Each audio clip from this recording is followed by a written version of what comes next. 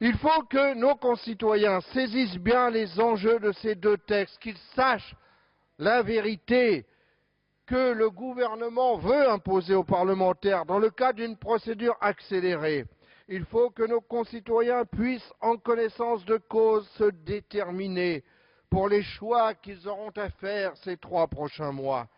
Qu'ils sachent enfin que seuls les députés du Front de gauche ont demandé à ce que ces projets de loi se concluent par des votes solennels et qu'ainsi chacun puisse apprécier le vote de chaque parlementaire sur ces textes qui remettent en cause la souveraineté de nos États et engagent l'Europe dans la voie d'un fédéralisme caporalisé.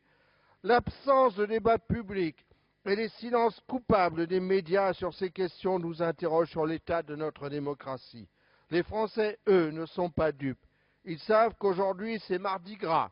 Ils savent qu'après les masques, qu'après le carnaval, viennent toujours le mercredi des cendres, le jeûne, le carême et l'abstinence.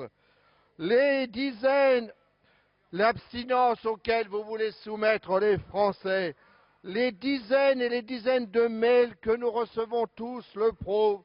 Nos concitoyens sont inquiets.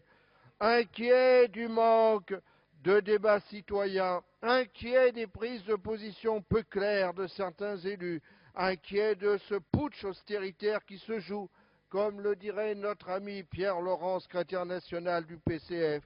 Et nous ne pouvons, hélas, que leur donner raison et relayer leurs inquiétudes.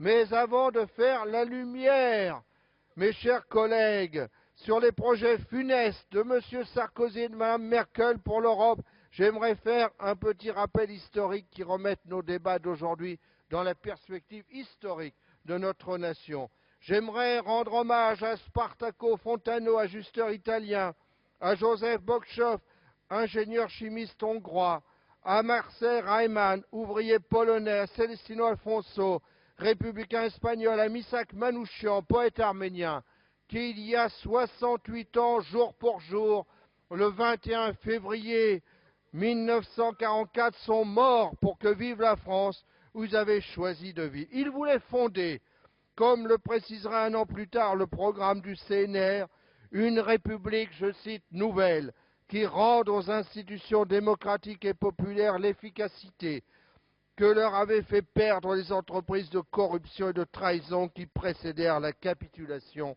Fin de citation. 68 ans plus tard, le sens de leur combat est foulé aux pieds, leur mémoire est de nouveau trahie.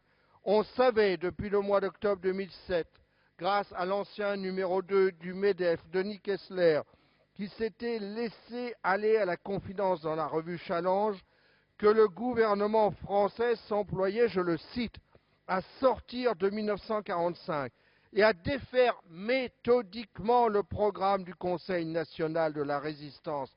Fin de citation. Nous savons désormais, grâce à ces 2 projets de loi que vous nous présentez aujourd'hui, que cette stratégie du gouvernement est en fait une stratégie européenne concertée.